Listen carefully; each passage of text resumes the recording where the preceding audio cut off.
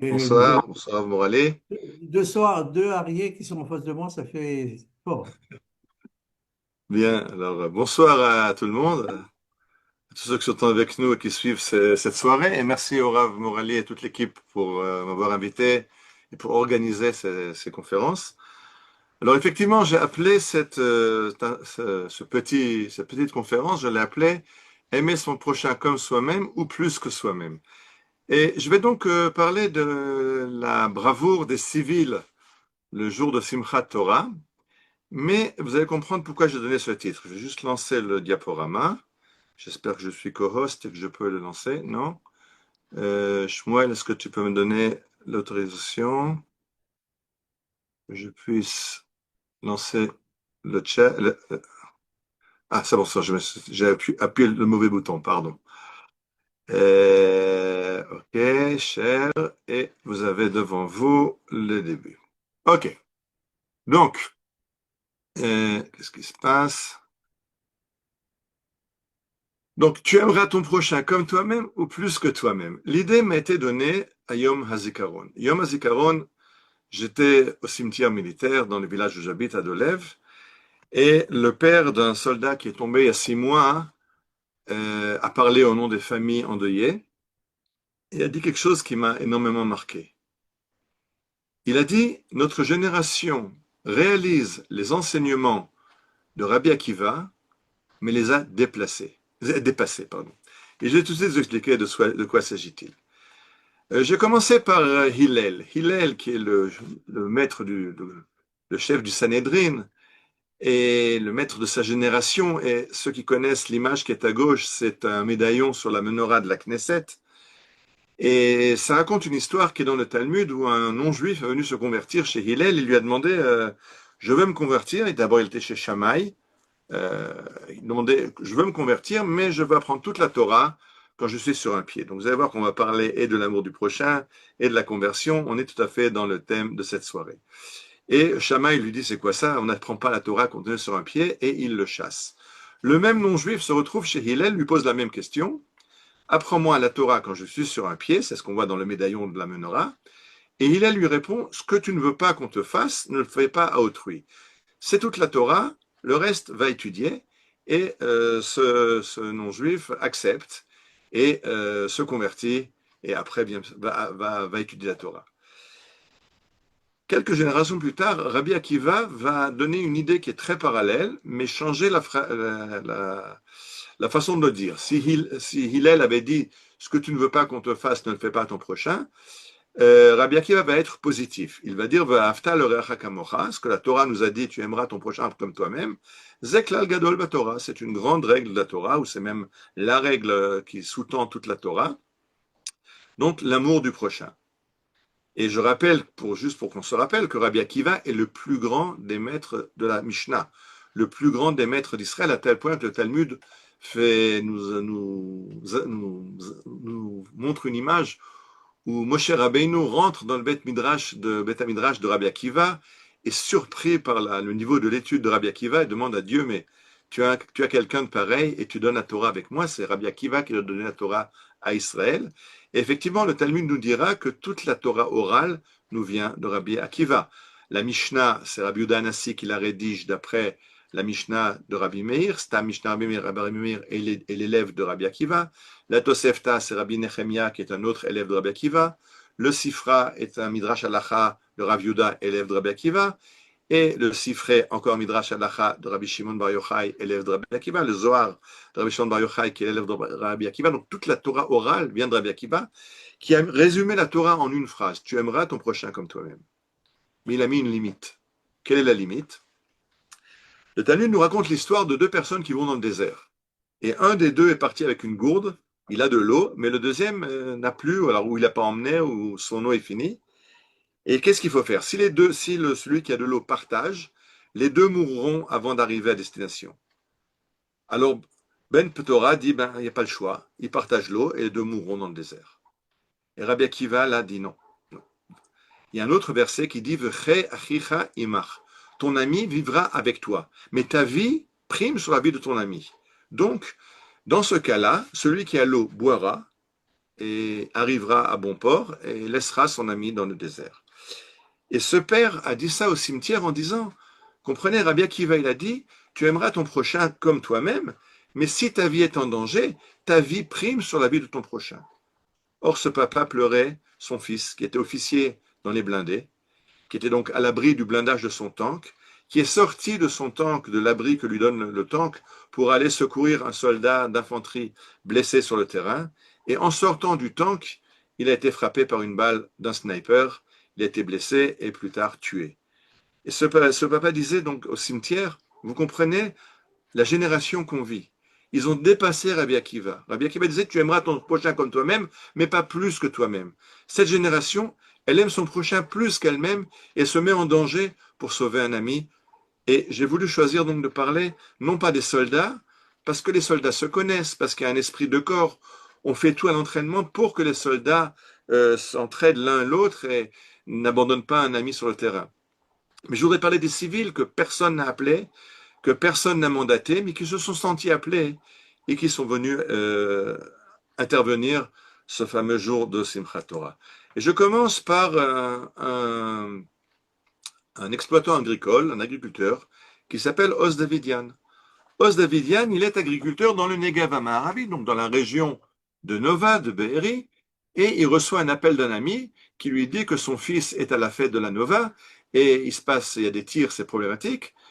Je rappelle qu'il y a un barrage de roquettes incroyable, tous les gens du sud sont dans leurs abris, Os Davidian est avec sa femme et ses enfants dans leur abri, mais quand son ami l'appelle en disant va récupérer mon fils à Nova, il ne réfléchit pas, il saute dans sa voiture et connaissant bien les chemins, il arrive à Nova pour sauver le fils du copain. Le fils du copain n'est pas seul, il remplit la voiture et il les amène au Moshav Patish et de là il retourne. Et Os Davidian va faire 15 fois l'aller-retour entre le Moshav et Nova et il a sauvé à peu près 120 personnes au péril de sa vie parce que lui a une voiture civile, il a une Jeep, il connaît bien les chemins, donc quand on l'appelle, qu'on lui donne une localisation où se trouvent des jeunes qui se cachent, il leur fixe un point de rendez-vous, il arrive par des replis de terrain pour pas être vu par les terroristes, mais il va se passer des choses incroyables. Je vous ai mis un petit film, comme il a une caméra dans sa voiture, en fait, on voit, c'est comme ça qu'il a su qu'il a fait 15 fois l'aller-retour, et on voit aussi les visages des gens qu'il a sauvés. Je dis 120 jeunes qu'il a sauvés avec sa voiture. Alors regardons une minute de ce petit film. כל העולם צריך לבוא, גדליה, אתה לא מבין מה הולך פה, אתם לא מבינים. אתה לא מבין, מלחמה, Il גדליה, appelle גופות. d'autres amis à venir se joindre à גופות lui. בכל מקום. אני פתחו עליי באש, גדליה, שלחתי לך Il voit les לחלץ את voitures détruites, הנערים les corps sur la מהמסיבה. route, פתחו עליי באש. des באמת coups de ניצלתי. feu lui-même. Et il rentre dans le feu pour aller sauver ces gens אתה qu'il יודע, appelle. לוחץ פול גז, לא מעניין אותי, אני גם מכיר את השטחים, אז אני יודע איפה יש בורות. ואני טס ואני אומר, כמה שיותר להספיק, כמה שיותר. Regardez maintenant la vitesse à laquelle il roule. Vous voyez, il roule comme un dingue. Je vais vous raconter pourquoi. Pourquoi il roule comme un fou?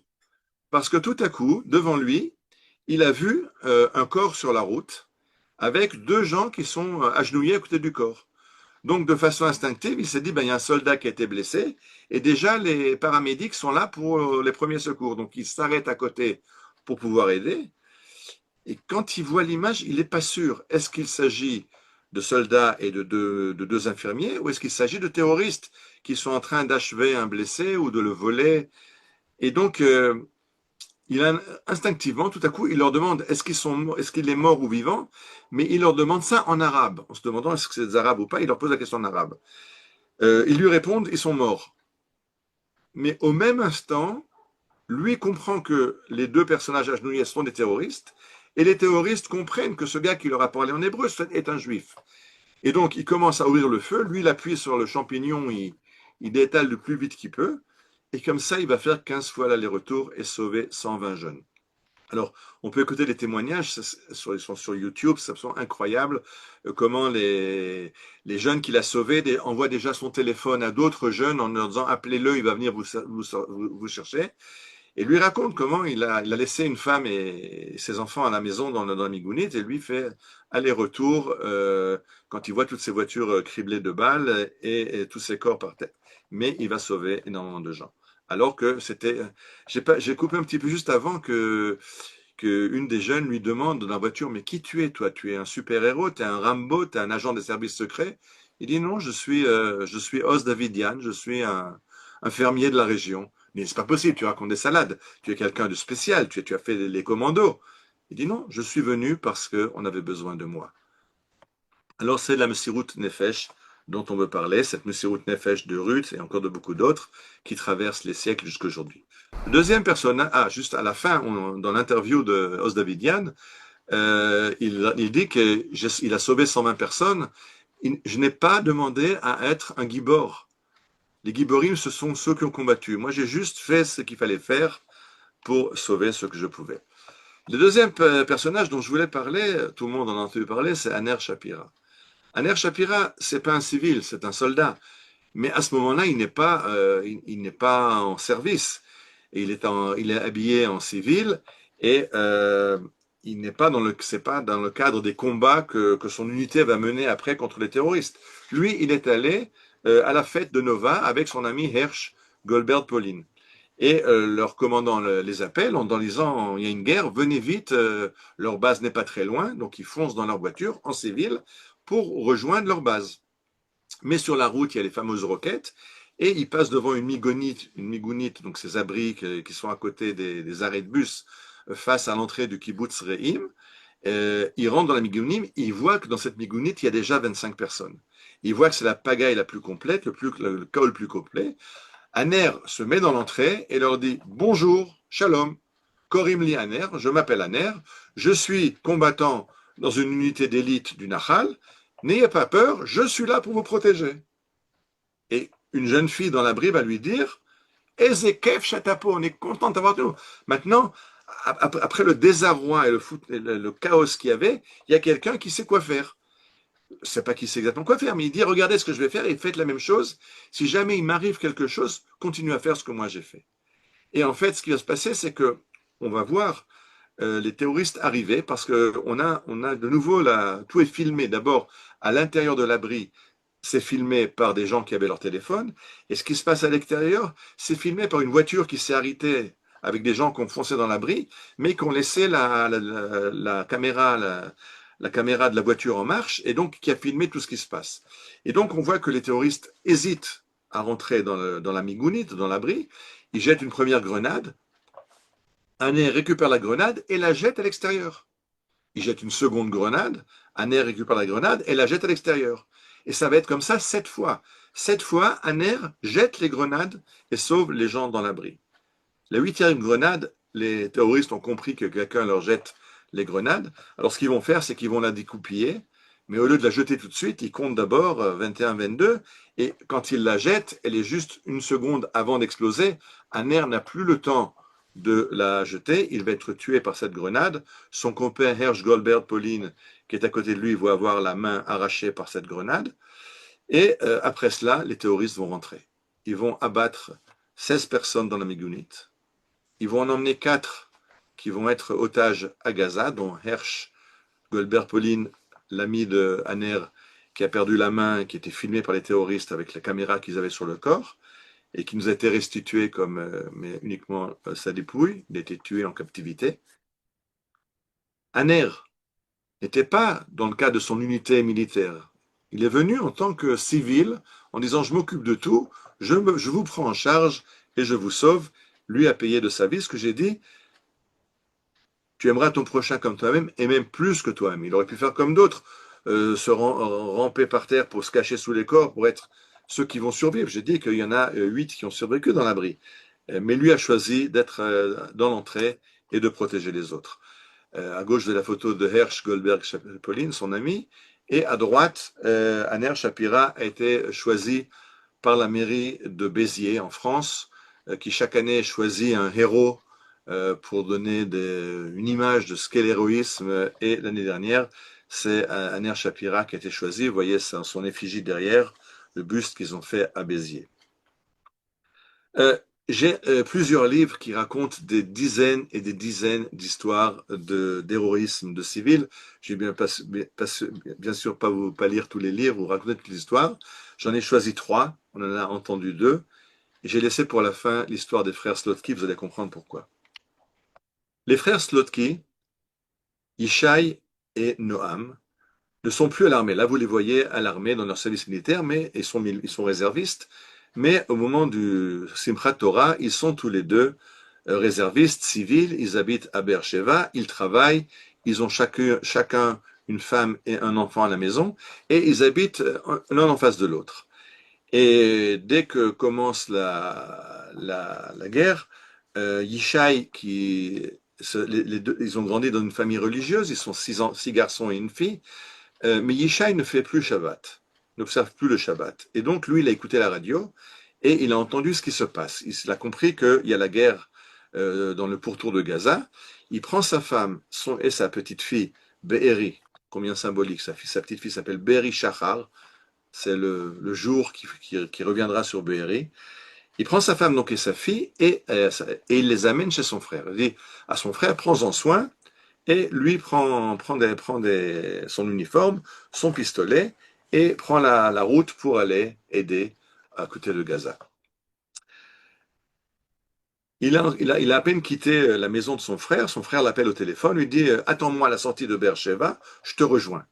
Et son frère vient lui aussi, met son uniforme, prend son pistolet, le rejoint, les deux vont dans la voiture de Noam, et ils roulent comme ça jusqu'au kibbutz Alumim. Devant le kibbutz Alumim, le combat fait rage. Ils voient là-bas la bataille, ils garent la voiture et ils sortent et engagent le combat. De nouveau, ça a été filmé par une caméra de surveillance du kibbutz Alumim. Je vais vous montrer quelques secondes du combat de ces deux frères et juste le début de l'interview.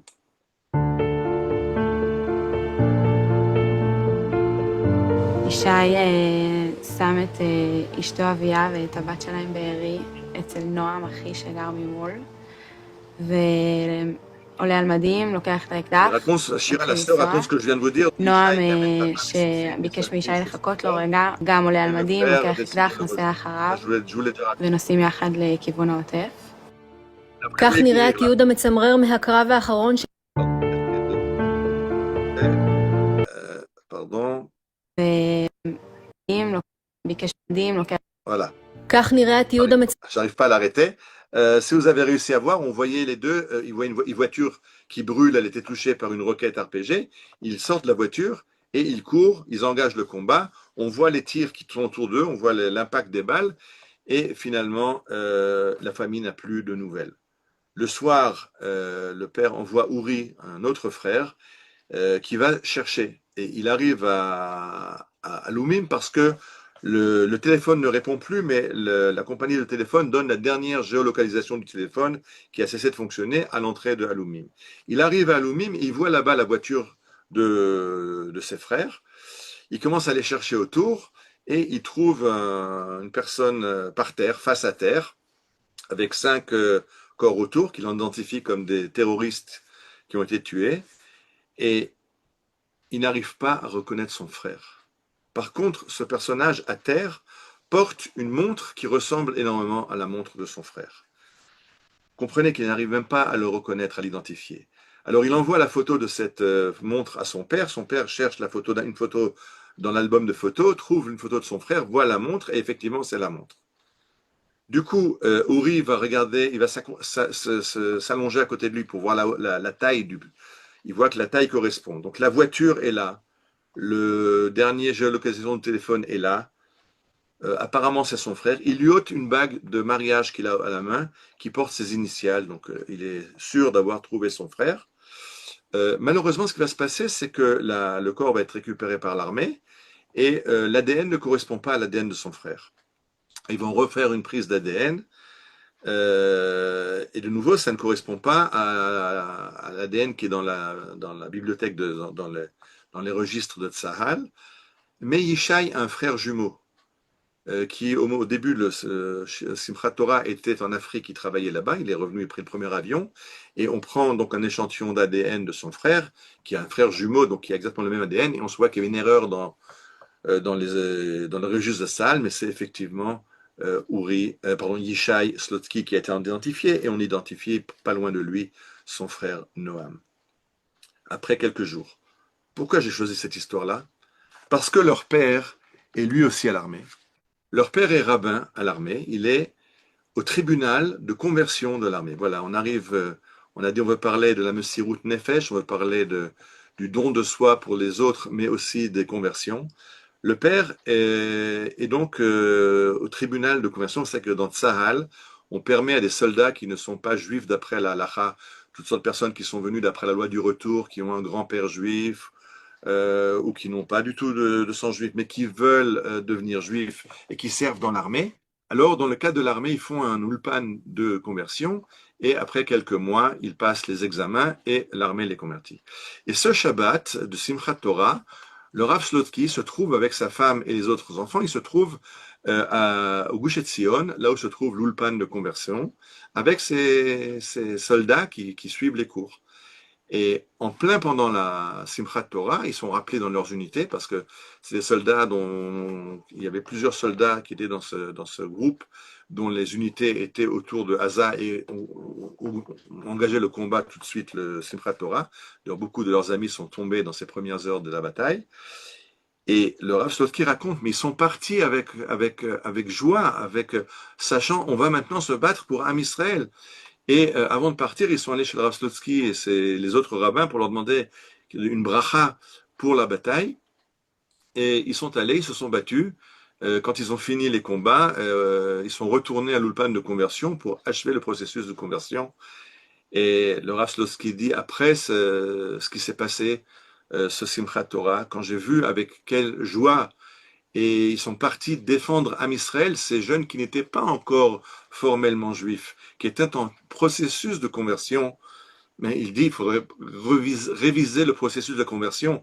Quoi, je vais leur demander maintenant, qu'est-ce qui se passe s'il y a une goutte de lait qui tombe dans un plat de viande alors qu'ils sont allés, qu'ils ont mis leur vie en danger pour sauver Am Israël. Et il faut se rappeler que le but du tribunal de conversion, c'est de vérifier est-ce que le converti est sincère. Est-ce qu'il se convertit parce qu'il veut se marier avec une jeune fille ou parce qu'il a des raisons qui ne sont pas sincères. Mais ce qu'on cherche, on n'en cherche pas à en faire ni un rabbin, ni le juif le plus observant. On cherche à vérifier est-ce qu'il veut vraiment se joindre à Israël. Dit le Rav Slotsky, qu'est-ce qu'il y a plus de vouloir se joindre au Am Israël que de mettre sa vie en danger, de la donner pour Am Israël. Comme j'ai dit, tu aimeras ton prochain comme toi-même, et peut-être plus que toi. Voilà, je rends l'écran au Rav Morelli pour la suite. Merci beaucoup, Ariel, pour ce témoignage qui était fort. Et s'il y a une question à poser par rapport à une conversion, est-ce qu'il est prêt à donner sa vie pour le Ham Israël? On a la réponse avec tous ces témoignages, tous ces gens qui ont été prêts à donner leur vie pour le Ham Israël. En fait, c'est un grand moment, une grande leçon pour nous tous.